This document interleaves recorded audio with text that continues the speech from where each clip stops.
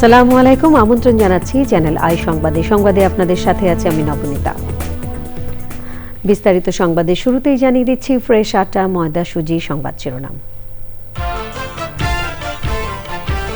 বেগম খালেদা জিয়াকে লন্ডনে নিতে জর্জিয়া থেকে শনিবার আসছে জার্মানির এয়ার অ্যাম্বুলেন্স।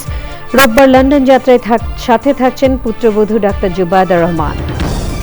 সবার দোয়া ও ঐকান্তিক প্রচেষ্টায় বেগম খালেদা জিয়া আবারও সুস্থ হয়ে উঠবেন, প্রত্যাশা মির্জা ফখরুলের। রাজধানী সহ দেশব্যাপী দোয়া কামনা। কোনো ফ্যাসিবাদকে আর বাংলার জমিনে বরদাস্ত করা হবে না বলে জামায়াত আমিরের হুঁশিয়ারি। 5 দফা দাবি আদায় না হওয়া পর্যন্ত রাজপথের লড়াইয়ের ঘোষণা। নির্ধারিত সময়েই তফসিল ঘোষণা ও নির্বাচন দাবি এনসিপির। কোনো বিশেষ রাজনৈতিক দলের জন্য তারিখ পরিবর্তন করা যাবে না মন্তব্য। জুলাই হত্যাকারীদের ফিরিয়ে এনে বিচার নিশ্চিত করা এই সরকারের শপথ ও অঙ্গীকার, বললেন প্রেস সচিব। অবাধ, নিরপেক্ষ ও সুষ্ঠু নির্বাচন অনুষ্ঠানে কাজ করছে সরকার মন্তব্য। এবং তীব্র শীতে পাবনার চরে প্রকৃতি ও জীবন স্বাস্থ্যসেবা কেন্দ্রের বিনামূল্যে স্বাস্থ্যসেবা ও শীতবস্ত্র বিতরণ, সাধুবাদ জানিয়েছেন বিশিষ্টজনেরা।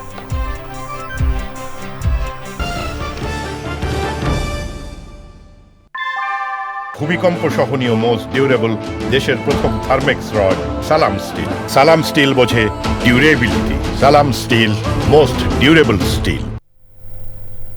সংবাদ শিরোনামগুলো জানাচ্ছিলাম। এখনকার সংবাদ আয়োজন একই সঙ্গে চ্যানেল আইয়ের ইউটিউব চ্যানেল এবং চ্যানেল আইয়ের ওটিটি প্ল্যাটফর্ম আই স্ক্রিনে লাইভ স্ট্রিমিং হচ্ছে। যাচ্ছে পুরো সংবাদে।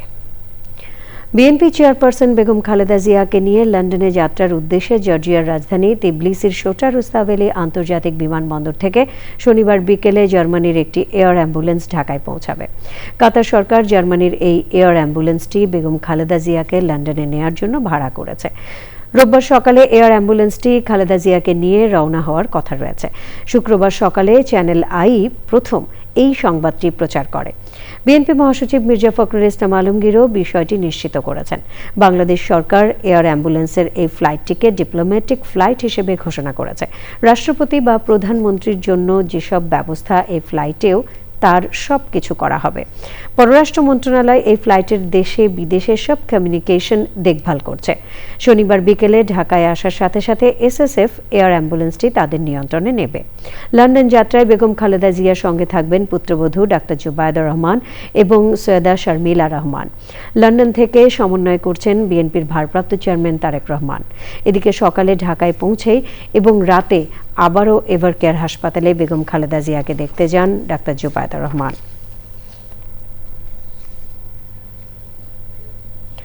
বিএনপি মহাসচিব মির্জা ফখরুল ইসলাম আলমগীর বলেছেন, বিদেশে যাওয়ার মতো ধকল সামলাতে পারবেন চিকিৎসকদের এমন ছাড়পত্র পেলেই রোববার উন্নত চিকিৎসার জন্য লন্ডনে নেওয়া হবে বেগম খালেদা জিয়াকে। খালেদা জিয়ার সুস্থতা কামনা করে দেশব্যাপী মসজিদে মসজিদে দোয়ার আয়োজন করা হয়। দুপুরে রাজধানীর নয়াপল্টনে বিএনপির কেন্দ্রীয় কার্যালয়ের সামনে জুম্মার নামাজ এবং দোয়া শেষে তিনি বলেন, খালেদা জিয়া বর্তমানে গুরুতর অসুস্থ।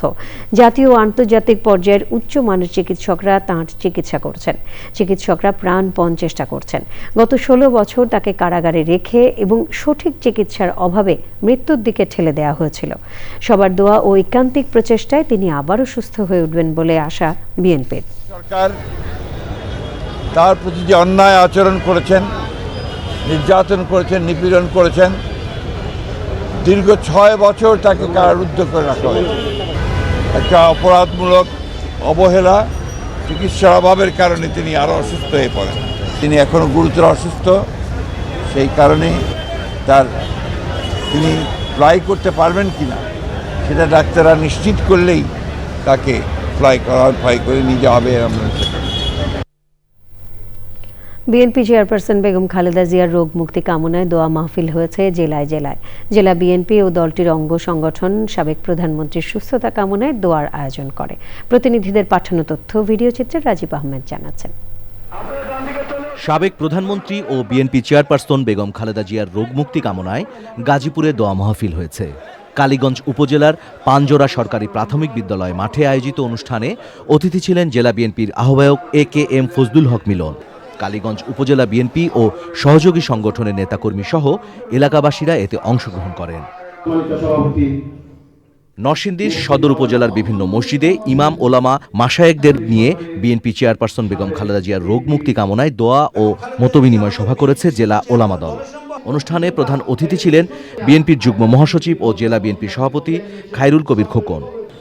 সাবেক প্রধানমন্ত্রী বেগম খালেদা জিয়ার রোগ মুক্তি কামনায় নাটোরের জেলা আইনজীবী সমিতি দোয়া মাহফিলের আয়োজন করে। শহরের কোট বাইতুল আমান জামে মসজিদে ওই দোয়া মাহফিল অনুষ্ঠিত হয়।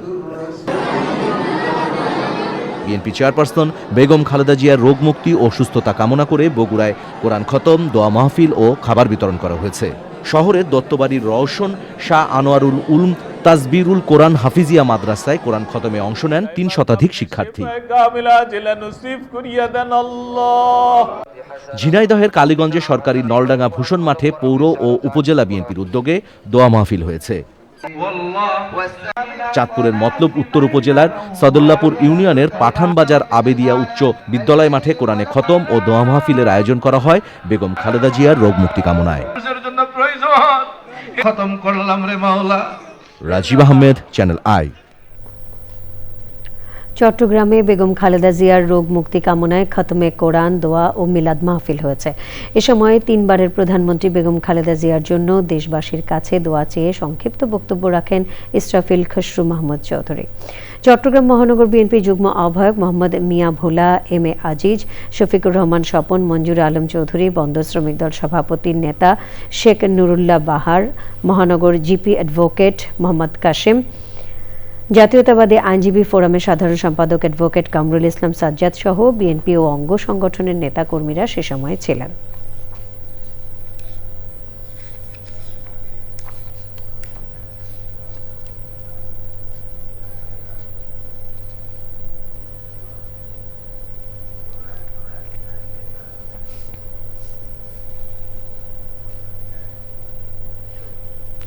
বিএনপি চেয়ারপারসন বেগম খালেদা জিয়ার শারীরিক অবস্থা এবং তাঁর চিকিৎসা কার্যক্রম সম্পর্কে জানতে আমরা সরাসরি যাচ্ছি মাসুর শাকিলের কাছে। তিনি আছেন এভারকেয়ার হাসপাতালের সামনে।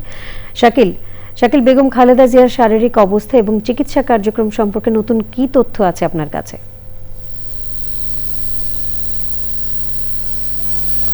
হ্যাঁ নবনীতা, যেটি হয়েছে যে আপনারা জানেন এবং দেশবাসী জানে যে এভারকেয়ার হাসপাতালে বেগম খালেদা জিয়া চিকিৎসাধীন রয়েছেন এবং তিনি মুমূর্ষু অবস্থায় আছেন। তবে একটি সুখবর রয়েছে, সে সুখবরটি হচ্ছে খালেদা জিয়ার যে কিছুক্ষণ আগে মেডিকেল বোর্ডের একজন সদস্য জানিয়েছেন খালেদা জিয়ার এন্ডোস্কোপি সম্পন্ন হয়েছে সফলভাবে এবং তার আভ্যন্তরীণ রক্তক্ষরণ বন্ধ করা গেছে।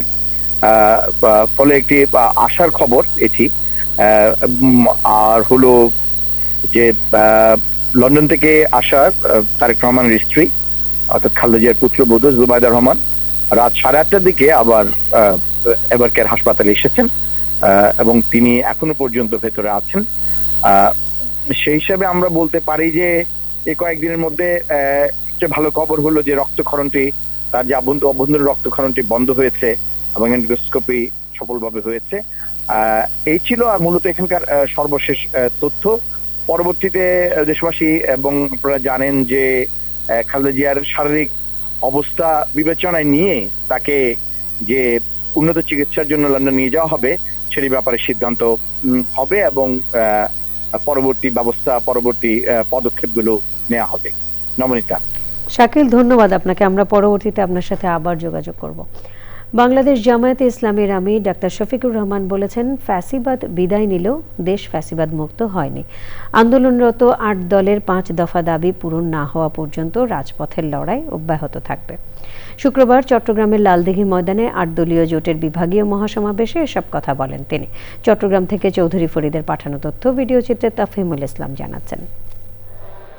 শুক্রবার চট্টগ্রামের লালদিঘি ময়দানে 8 দলীয় জোটের বিভাগীয় সমাবেশ। বক্তব্য রাখেন 8 দলের শীর্ষ নেতারা।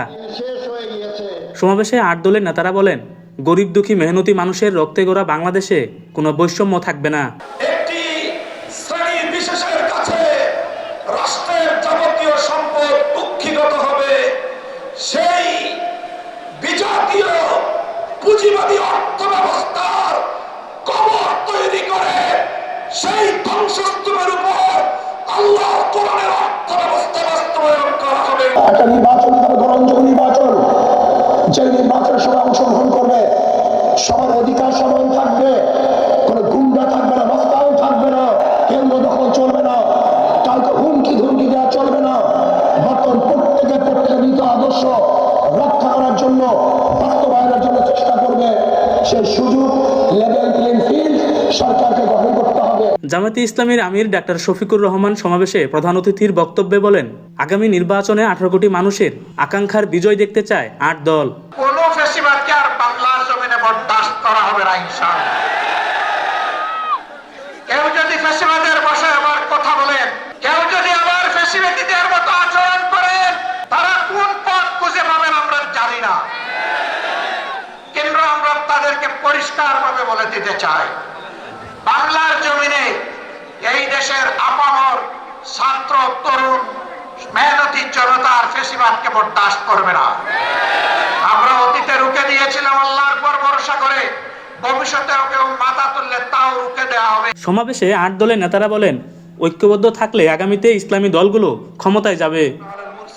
তাফহিমুল ইসলাম, চ্যানেল আই। জাতীয় নাগরিক পার্টির আহ্বায়ক নাহিদ ইসলাম বলেছেন, নির্ধারিত সময়ে তফসিল ঘোষণা ও নির্বাচন হতে হবে। কোনো বিশেষ রাজনৈতিক দলের জন্য তারিখ পরিবর্তন করা যাবে না। সন্ধ্যায় রাজধানীর একটি হোটেলে এনসিপির আয়োজনে বাংলাদেশের বিনিয়োগের ভবিষ্যৎ শীর্ষক আলোচনা সভা শেষে এসব মন্তব্য করেছেন নাহিদ বলেন, এনসিপি কারো সাথে প্রকাশ্য কিংবা গোপন নির্বাচনী জোট কিংবা সমঝোতায় যায়নি। এর আগে সভায় দেশের বিনিয়োগের সম্ভাব্যতা এবং প্রতিবন্ধকতা নিয়ে আলোচনা হয়। অংশ নেন বিভিন্ন রাজনৈতিক ও ব্যবসায়িক সংগঠনের নেতৃবৃন্দরা। নির্বাচন কমিশন সিদ্ধান্ত নিবে, তফসিল হয়তো 2 দিন আগে আর পরে দিবে। আমরা যেটা বলেছি যে যেহেতু একটি গুরুত্বপূর্ণ রাজনৈতিক দল এর প্রধান, তার একটা অসুস্থতার কথা আছে, তাদের সাথে তাদের অভ্যন্তরীণ পরিবেশ পরিস্থিতি সেটাও যাতে বিবেচনা নেয়, যাতে তফসিল ঘোষণার পরে সবাই নির্বাচনী যাত্রায় নির্বাচনী কার্যক্রমে আমরা শুরু করতে পারি আর কি। প্রধান উপদেষ্টার প্রেস সচিব শফিকুল আলম বলেছেন, জুলাই হত্যাকারীদের ফিরিয়ে এনে বিচার নিশ্চিত করা সরকারের মূল লক্ষ্য এবং এটা এই সরকারের শপথ ও অঙ্গীকার। 24 জুলাই আন্দোলনে দেশের অসংখ্য শিক্ষার্থী জনতাকে হত্যা করে ফ্যাসিস্ট সরকার। আন্তর্জাতিক অপরাধ ট্রাইব্যুনালে প্রমাণিত হয়েছে ফ্যাসিস্ট সরকারের গণহত্যার চিত্র। মাগুরা সরকারি উচ্চ বিদ্যালয় মাঠে আন্তঃ কলেজ ফুটবল টুর্নামেন্টের উদ্বোধন অনুষ্ঠানে এসব কথা বলেন প্রধান উপদেষ্টার প্রেস সচিব শফিকুল আলম। তিনি বলেন, একটি অবাধ, নিরপেক্ষ ও সুষ্ঠু নির্বাচন অনুষ্ঠানের জন্য সরকার কাজ করছে। আগামী 15 ফেব্রুয়ারির মধ্যে দেশে সুষ্ঠু নির্বাচন অনুষ্ঠিত হবে। টুর্নামেন্টে মাগুরার 4 উপজেলার 9টি কলেজ ফুটবল দল অংশ নিচ্ছে। 12 ডিসেম্বর টুর্নামেন্ট শেষ হবে। 18 কোটি মানুষ এখানে একতাবদ্ধ। তাদের ছেলে মেয়েদেরকে যারা খুন করেছে, যাদেরকে পঙ্গু করে দিয়েছে, যাদেরকে জীবনকে বিভীষিকাময় করে দিয়েছে, আমরা তাদেরকে বাংলাদেশে এনে বিচারের আওতায় রাখব। এটা আমাদের দায়, এটা আমাদের করতে হবে। এই জায়গায় কোনো ছাড় নাই এবং আমি আবারও বলছি, এটা আমাদের শপথ, এই কাজটা করতে হবে। আমাদের হাতে 70 দিনের মতো আছে ইলেকশনের আগ পর্যন্ত। এই 70 দিনের মধ্যে আমরা পারবো কিনা জানি না, বাট আমাদের চেষ্টাটা থাকবে। প্রজাপতি শুধু সৌন্দর্যের প্রতীক নয়, প্রকৃতির শুদ্ধতারও মানদণ্ড। জাহাঙ্গীরনগর বিশ্ববিদ্যালয়ে প্রজাপতি মেলার 15তম আয়োজনে প্রজাপতি সংরক্ষণে জনসচেতনতা বাড়ানোর তাগিদ দিয়েছেন বিশেষজ্ঞরা। তারা বলেছেন, মানুষের অস্তিত্ব রক্ষায় প্রজাপতি টিকিয়ে রাখার বিকল্প নেই। জীববৈচিত্র্য রক্ষায় সংরক্ষিত অঞ্চল গড়ে তোলার বাধ্যবাধকতা উঠে আসে আয়োজনে। মোশাহিদ রনি জানাচ্ছেন।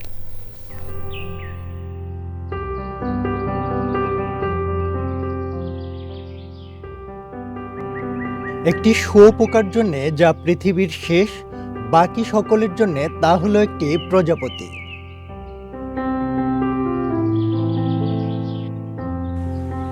প্রাচীন চীনা দর্শনে জীবনচক্রের অপরিহার্য পরিবর্তন, ব্যক্তিগত দৃষ্টিভঙ্গি, দ্বন্দ্বের ঐক্য কিংবা বৃহত্তর ভালোর ধারণা ফুটিয়ে তুলতে রূপকের রূপে ধরা দিয়েছে প্রজাপতি।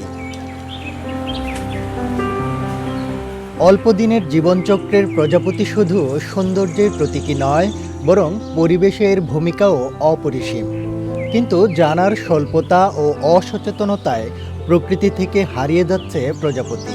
তাই প্রজাপতি সংরক্ষণের বার্তা ছড়িয়ে দিতে জাহাঙ্গীরনগর বিশ্ববিদ্যালয়ে প্রজাপতি মেলার অবতারণা।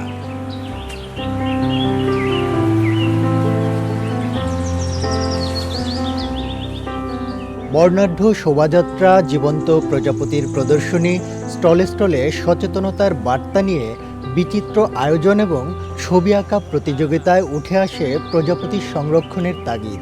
অনেক প্রজাপতি দেখছি, এখানে ওইখানে কত প্রজাপতি, আমার এটা দেখে খুব ভালো লাগছে। আমি প্রজাপতি দেখতে আসছিলাম, অনেক সুন্দর লাগলো। আমার ভালো লেগেছে, এখানে অনেক প্রজাপতি দেখেছি, লাল, নীল, হলুদ, সবুজ, এখানের পরিবেশটা অনেক সুন্দর। বাচ্চারা ইন্টারেস্টেড হয়, আসে, প্রজাপতি সম্বন্ধে জানে।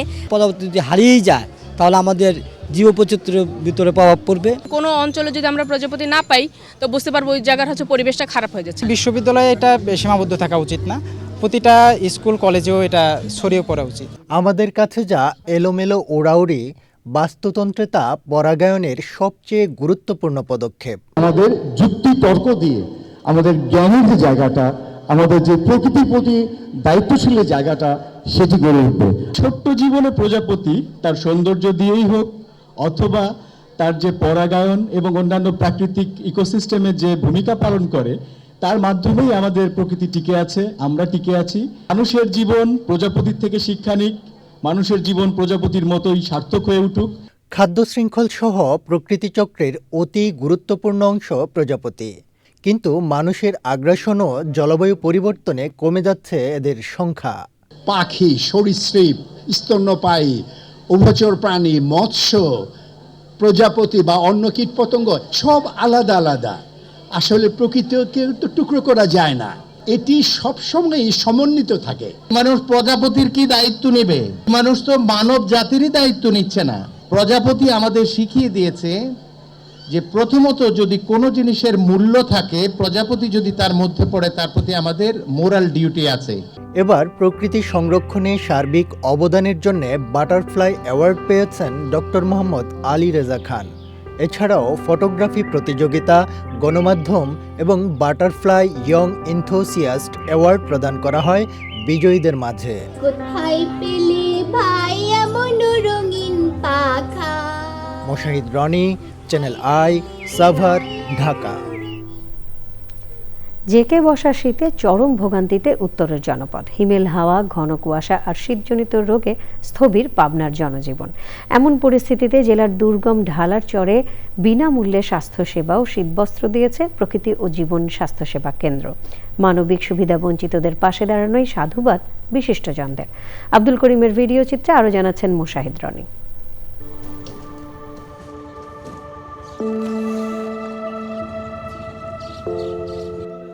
কাকভরেও কর্মব্যস্ত জাফরগঞ্জ ঘাট।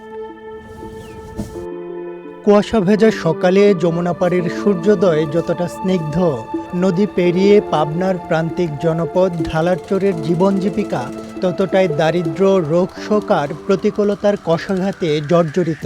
বিচ্ছিন্ন জনপদে স্বস্তি ও উষ্ণতার বার্তা নিয়ে প্রকৃতি ও জীবন স্বাস্থ্যসেবা কেন্দ্রের অভিযাত্রা। হাল আমলের আধুনিক যোগাযোগ ব্যবস্থার বিপরীতে এখানকার প্রধান অবলম্বন সাবেকি ঘোড়ার গাড়ি কিংবা সীমিত পরিসরে চলা মোটরসাইকেল। শুষ্ক মৌসুমে কৃষি আর বর্ষায় মৎস্য আহরণই এখানকার জীবিকার প্রধান অবলম্বন। পৌষের আগেই জেকে পোষা শীতে এই জনপদে দুর্ভোগ যেমন বাড়িয়েছে, তেমনি প্রাদুর্ভাব বেড়েছে শীতজনিত রোগ ব্যাধি। এমন বাস্তবতায় হাতের নাগালে চিকিৎসা সেবা ও কম্বল পেয়ে খুশি চরবাসী। অসুস্থ ছিলাম, ডাক্তার দেখা ওষুধ নিছি আর কম্বলও পাইছি, অনেক খুশি হয়েছি। আমরা চর এলাকার মানুষ, ডাক্তার নাই, আমরা অসুস্থ ছিলাম, ডাক্তার দেখায়া ওষুধ পাইছি, কম্বলও পাইছি, অনেক খুশি হয়েছি। কম্বল পাইছি, ওষুধ পাইছি। শীতের দিনে গরিব মানুষ হিসেবে আল্লাহ দিলি বেটাকে দোয়াই ভালোই পাইছি, এইটাই পাই কোহানি। আমরা এই শীতে কম্বল এবং ওষুধ পাই আমরা খুব খুশি। গ্যাসের জন্য আর প্রেশারের জন্য, ব্যথার জন্য, মাজার ব্যথা, গিরে গিরে ব্যথা, জ্বর আসে রাইতে, ঠান্ডা কাশ, গিরে গিরে ব্যথা, তার জন্য ওষুধ দিছে। শ্বাসকষ্টের সমস্যা, আমার সমস্যা, ডাক্তার দেখাইছি, ওষুধ দিছি, তাতে আল্লাহ দেখি কি করে। ভবিষ্যতেও সুবিধাবঞ্চিত মানুষের পাশে থাকার কথা জানিয়েছে প্রকৃতি ও জীবন স্বাস্থ্যসেবা কেন্দ্র। অসহায় দুস্থ চরবাসীর মাঝে সহস্রাধিক শীতবস্ত্র বিতরণ করলাম এবং রোগীদেরকে বিনামূল্যে ঔষধ দিলাম এবং চিকিৎসাপত্র দিলাম। এটা দিতে পেরে আমাদের নিজেদের কাছে খুবই ভালো লাগছে। বাস্তবতা বলছে কেবল সাময়িক সহায়তা নয়, ঢালারচরের মতো প্রান্তিক জনপদের জীবনমানের টেকসই উন্নয়ন নিশ্চিতে দরকার রাজনৈতিক সদিচ্ছা ও কার্যকর রাষ্ট্রীয় উদ্যোগ। Moshahid Roni, channel I. রাজধানীর মিরপুরের জাতীয় চিড়িয়াখানার খাঁচা থেকে একটি সিংহী বের হয়ে সিংহীটি চিড়িয়াখানার ভেতরেই অবস্থান করে। শুক্রবার বিকেলে এই ঘটনাটি ঘটে। ঘটনার পরপরই দর্শনার্থীদের চিড়িয়াখানা থেকে নিরাপদে বের করে দেওয়া হয়। 2.5 ঘন্টা পর সিংহীটিকে উদ্ধার করে আবার খাঁচায় রাখা হয়। এ ঘটনায় কেউ হতাহত হননি। জাতীয় চিড়িয়াখানার পরিচালক মোহাম্মদ রফিকুল ইসলাম তালুকদার বলেছেন, তদন্ত করার পর বলা যাবে সিংহীটা কিভাবে বের হলো।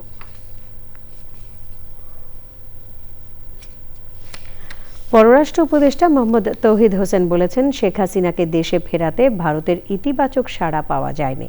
শেখ হাসিনাকে ফেরতের বিষয়ে ভারত পরীক্ষা নিরীক্ষা করছে। তিনি রংপুরে সাংবাদিকদের জানান, বিএনপির ভারপ্রাপ্ত চেয়ারম্যান তারেক রহমানের দেশে ফেরা নিয়ে পররাষ্ট্র মন্ত্রণালয়ের কাছে কোনো তথ্য নেই। আরাকান আর্মিদের হাতে জেলে আটকের ব্যাপারে সরকারের পক্ষ থেকে পদক্ষেপ নেওয়া হচ্ছে বলেও জানান তিনি। সেই সাথে ভবিষ্যতে নির্বাচিত জনপ্রতিনিধিরা উত্তরাঞ্চল সহ দেশের সব অঞ্চলে সুষম উন্নয়ন করবেন বলে পররাষ্ট্র উপদেষ্টা প্রত্যাশা করেন। শেখ হাসিনার ব্যাপারে বিষয়টা হচ্ছে যে আমরা তো চেয়েছি যে তাকে ফেরত পাঠানো, যেহেতু উনি একজন কনভিক্টেড, যেহেতু সর্বোচ্চ বিচারিক সংস্থা তাকে একটি শাস্তি দিয়েছে, কিন্তু আমরা ইতিবাচক কোনো সাড়া এখন পর্যন্ত পাইনি। এটা নিয়ে আমার মনে হয় স্পেকুলেট না করাই ভালো। দেখা যাক কি হয়। আমরা তো চেয়েছি খুব, এই ধরনের ঘটনায় তো ঝট করে 1 দিনে 7 দিনে কোনো পরিবর্তন ঘটে না। আমরা অপেক্ষা করবো, দেখি কি ভারতীয় কর্তৃপক্ষ থেকে কি পাওয়া যায় রিয়াকশন। একটা রিয়াকশন আমরা দেখেছি যেটা, সেটা হলো তারা পরীক্ষা নিরীক্ষা করে দেখছে, এরকম একটা কথা আসছে আমাদের। দেখুক, তারা পরীক্ষা নিরীক্ষা করে দেখুক। অনুষ্ঠিত হলো চেঞ্জ মেকার্স অ্যাওয়ার্ডস 2025-এর গালা নাইট। বাংলাদেশের চামড়া শিল্প ভবিষ্যৎ গঠনকারী উদ্ভাবক, নেতা এবং সংস্থাগুলোকে সম্মানিত করার জন্যই এই আয়োজন করে ফুটওয়্যার এক্সচেঞ্জ ও আস্ক ট্রেড অ্যান্ড এক্সিবিশনস। আন্তর্জাতিক কনভেনশন সিটি বসুন্ধরার ICCB-তে আয়োজন করা হয় এই অনুষ্ঠান। আয়োজনে উপস্থিত ছিলেন পরিবেশ উপদেষ্টা Syeda Rizwana Hasan, footwear exchange CEO এবং সহ প্রতিষ্ঠাতা Syed Asaduzzaman, ask trade and এক্সিবিশনসের ব্যবস্থাপনা পরিচালক টিপু সুলতান ভূঁইয়া সহ বিশিষ্টজনেরা।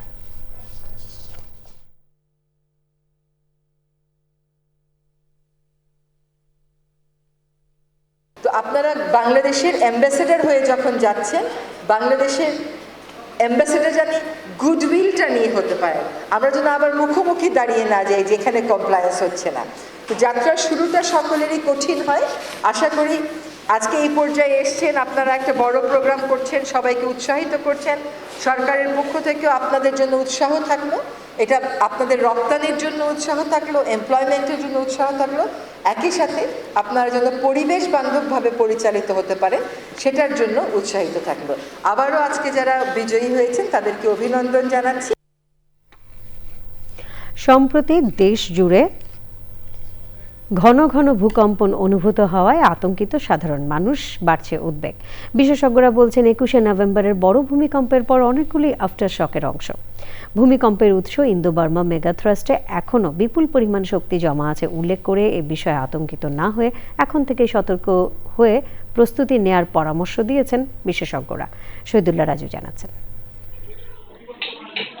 দেশে গত 21শে নভেম্বরের ভূমিকম্পে 10 জনের প্রাণহানির পর পরবর্তী 7 দিনে 5 বার ভূকম্পন অনুভূত হয়।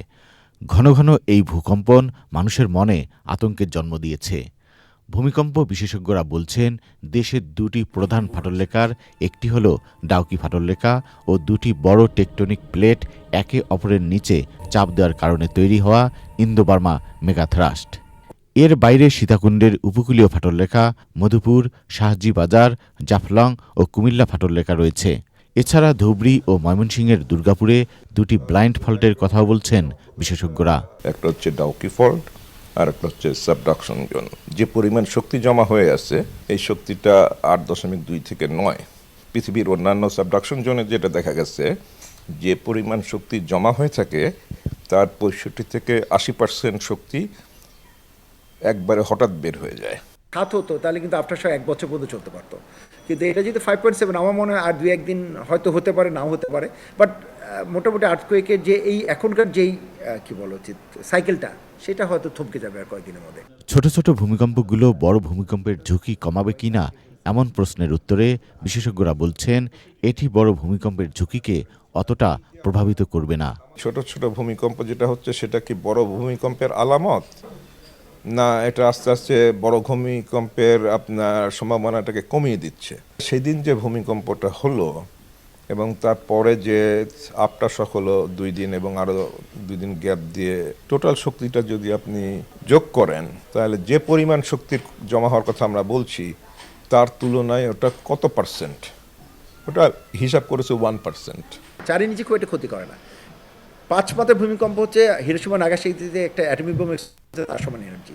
4 হচ্ছে তার থেকে 32 গুণ শক্তি কম, 6 হচ্ছে 5-এর থেকে আবার 32 গুণ শক্তি বেশি, মানে প্রত্যেক একবার মানে 32 গুণ। তার মানে আপনার 4 থেকে যদি 6 হয় তার মানে কিন্তু প্রায় 1024 গুণ বেশি। তার মানে এটা মাটির তল হয়ে দেখে আমরা বুঝি না, কিন্তু ভূমিকম্পে কিন্তু হিউজ শক্তি, একটা মানে একবার মানে হচ্ছে 32 গুণ শক্তি বেশি হয়।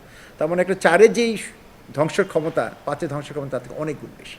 ভূমিকম্পে করণীয় সম্পর্কে জনগণকে সচেতন করতে সরকার ও অংশীদারদের আশু পদক্ষেপ নেওয়ার কথা বলছেন বিশেষজ্ঞরা। Shahidullah Raju, channel I, Dhaka. জনবলের অভাবে রাজধানীতে ভবন নির্মাণ তদারকিতে নিজেদের চরম ব্যর্থতার কথা স্বীকার করেছেন রাজধানী উন্নয়ন কর্তৃপক্ষ রাজুকের চেয়ারম্যান ইঞ্জিনিয়ার মোহাম্মদ রিয়াজুল ইসলাম। তবে ভবনের নকশা অনুমোদনে কোনো অনিয়ম হয় না বলে দাবি করেন তিনি। সকালে রাজধানীর এফডিসি মিলনায়তনে ভবন মালিকদের দায়িত্বশীলতায় ভূমিকম্পের ক্ষয়ক্ষতি কমাতে পারে শীর্ষক ছায়া সংসদ বিতর্ক প্রতিযোগিতায় প্রধান অতিথির বক্তৃতায় এসব কথা বলেন তিনি। বিতর্কে সেন্ট জোসেফ হায়ার সেকেন্ডারি স্কুলকে হারিয়ে বিজয়ী হয় Shaheed Birottam lieutenant Anwar girls school and college. Design engineer দেখা গেল যে মাসে 5টা বা 10টা বিল্ডিং ডিজাইন করছে, বাস্তবে তার একটাও মানে মাসে একটা ডিজাইন করাই কিন্তু খুব কঠিন একজন ইঞ্জিনিয়ারের জন্য, কিন্তু সে সিগনেচার করছে। পরে এগুলোকে আমরা শাস্তির আওতায় আনছি, তাদের ইঞ্জিনিয়ার স্টেশন থেকে তাদের মেম্বারশিপ বাতিলের ব্যবস্থা করতেছি এবং তাদেরকে আইনের আওতায় নিয়ে আসতেছি। মিটার নিয়ে আসছে পাশের বাড়ি থেকে, সে আবার কারচুপি করে দিচ্ছে, তাদের বিরুদ্ধে ফৌজদারি মামলা হয়েছে এবং তার মিটারও নিয়ে আসা হয়েছে। তারেক রহমান বাংলাদেশের ভোটার কিনা এই প্রশ্ন অবান্তর বলে মন্তব্য করেছেন অ্যাটর্নি জেনারেল মোহাম্মদ আসাদুজ্জামান। ঝিনাইদহের শৈলকুপা সরকারি ডিগ্রি কলেজে হাজী কল্যাণ সংস্থার প্রতিষ্ঠা বার্ষিকীর অনুষ্ঠান শেষে এক প্রশ্নের জবাবে তিনি বলেন, যেহেতু তিনি নির্বাচন করতে চেয়েছেন তাই ধরেই নিতে হবে তিনি বাংলাদেশের ভোটার ও নাগরিক। সে সময় দেশের বিভিন্ন জেলায় জুলাই গণহত্যার বিচার দ্রুত সময়ের মধ্যে শেষ হবে বলেও আশা প্রকাশ করেন অ্যাটর্নি জেনারেল।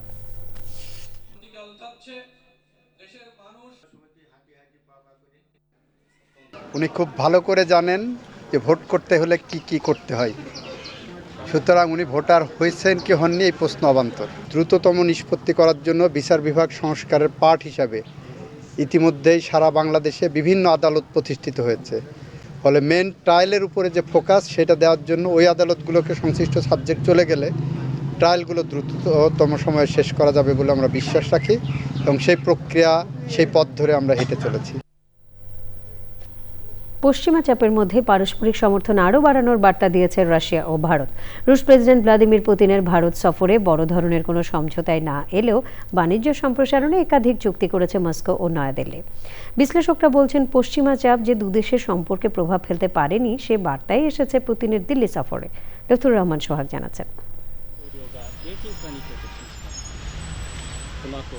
ইউক্রেন যুদ্ধের মধ্যে রাশিয়ার তেল কিনে এমনিতে মার্কিন চাপের মুখে রয়েছে ভারত।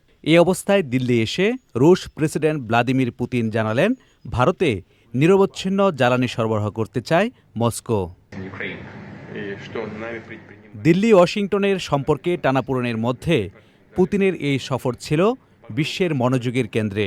যুদ্ধবিমান, প্রতিরক্ষা ব্যবস্থার মতো সামরিক সরঞ্জাম কেনার আশা থাকলেও এই ধরনের বড় কোনো সমঝোতায় আসেনি ভারত রাশিয়া।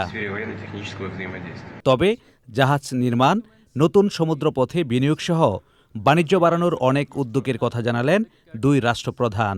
পুতিন জানান ভারতের পারমাণবিক বিদ্যুৎ কেন্দ্র নির্মাণে সহযোগিতা করবে রাশিয়া।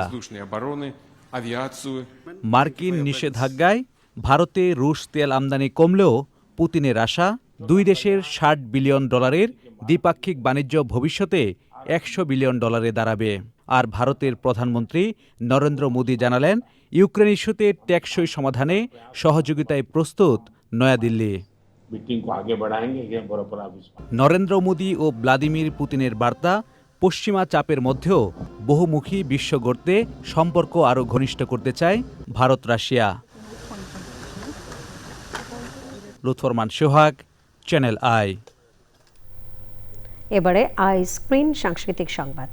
নতুন প্রজন্মের কাছে একাত্তরকে বড় পরিসরে উপস্থাপন এবং একাত্তরের সংগ্রাম ও ত্যাগ তুলে ধরতে গ্যালারি হামিদুজ্জামান আয়োজন করছে মেমোরিজ ৭১ চিত্র প্রদর্শনী। ১৬ ডিসেম্বর মহান বিজয় দিবসে ধানমন্ডির গ্যালারি হামিদুজ্জামান ও দিয়াবাড়ির পিরামিড পয়েন্টে প্রদর্শনীর উদ্বোধন করবেন খ্যাতিমান চিত্রশিল্পী মনিরুজ্জামান। এ উপলক্ষে সংবাদ সম্মেলনে ছিলেন গ্যালারি হামিদুজ্জামানের উদ্যোক্তা ও প্রধান নির্বাহী ভাস্কর নাজম, শিল্পী বীরেন সোম, শিল্পী আইভি জামান এবং আলোকচিত্রী আবিদ আবদুল্লাহ। ঢাকা ব্যাংক পিএলসি বাণিজ্য সংবাদ।